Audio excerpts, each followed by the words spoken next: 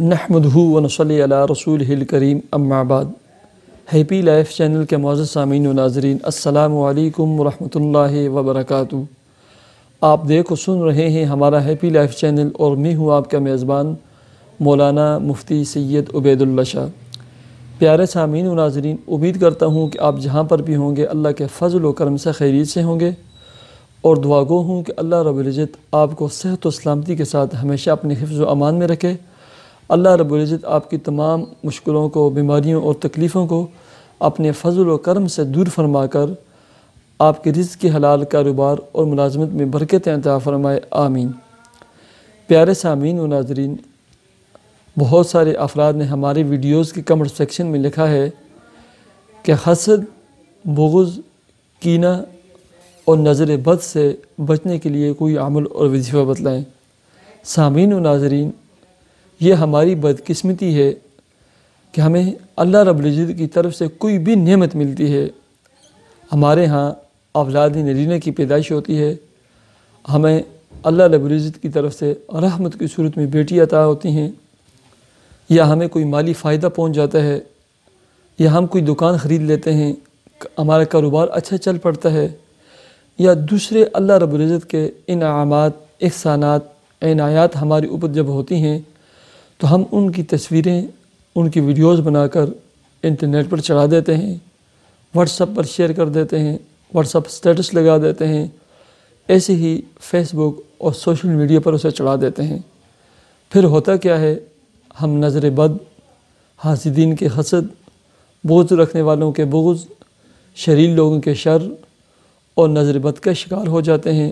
ہماری خوشیاں، ہمارے انعامات، ہمارے احسانات سب آگ اور پانی کے نظر ہو جاتے ہیں، اور ہم پھر رونا شروع ہو جاتے ہیں کہ ہمیں تکلیف ہے، ہماری پریشانی ہے، ہمیں خوشی ملی تھی، ہمارے اوپر اللہ کا خصوصی ایک انعام ہوا تھا لیکن وہ ختم ہو گیا۔ اس میں ہمارا سب سے بڑا قصور یہ ہوتا ہے، ہمیں چاہیے کہ اپنی خوشیوں کو، اپنے رازوں کو ہم چھپائیں، ان کے اوپر پردہ ڈالیں۔ یہ وہ وقت نہیں کہ ہم اپنی خوشیوں اور اپنے رازوں کو لوگوں کے سامنے بیان کریں۔ یہاں ہر دوسرا حسد کرنے والا ہے، ہر دوسرا آپ کے ساتھ بغض رکھنے والا ہے۔ بظاہر آپ کے عزیز ہوں گے، رشتہ دار ہوں گے، لیکن اندرون نہانہ سخت قسم کا تعصب، حسد، بغض اور بخیلی اور طرح طرح کے برے خیالات آپ کے بارے میں ان کے دل و دماغ میں گھومتے ہوں گے۔ تو سامعین و ناظرین، حاسدین کے حسد سے، شریر لوگوں کے شر سے، بغض سے اور نظر بد سے اگر آپ بچنا چاہتے ہیں تو اپنی خوشیوں کو، اپنے انعامات کو، اپنے مالی انعامات کو آپ چھپائیں، ان کے اوپر پردہ ڈالیں، ان کی ویڈیوز، ان کے فوٹو بنا کر واٹس ایپ، فیس بک پر ہرگز شیئر مت کیجیے۔ اور ساتھ ہی میں آپ کو ایک عمل اور وظیفہ بتلانے لگا ہوں، یہ عمل اور آپ وظیفہ کریں۔ آپ نے صبح فجر کی نماز کے بعد سورہ یاسین پڑھ لینے کے بعد یا سلامو اور یا حفیظو، یا سلامو یا حفیظو، اس کی ایک تسبیح اول آخر درود شریف کے ساتھ پڑھنی ہے۔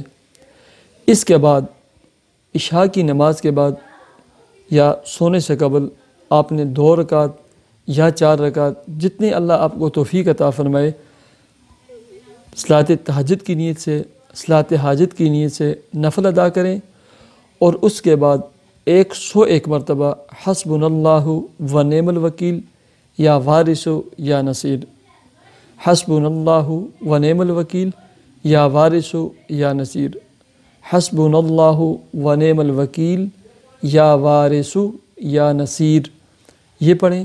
اس کے بعد ایک تسبیح دوبارہ آپ نے یا سلامو یا حفیظو، یا سلامو یا حفیظو، آپ نے ایک تسبیح دوبارہ پڑھنی ہے اور اللہ کے حضور خصوصی دعا کرنی ہے۔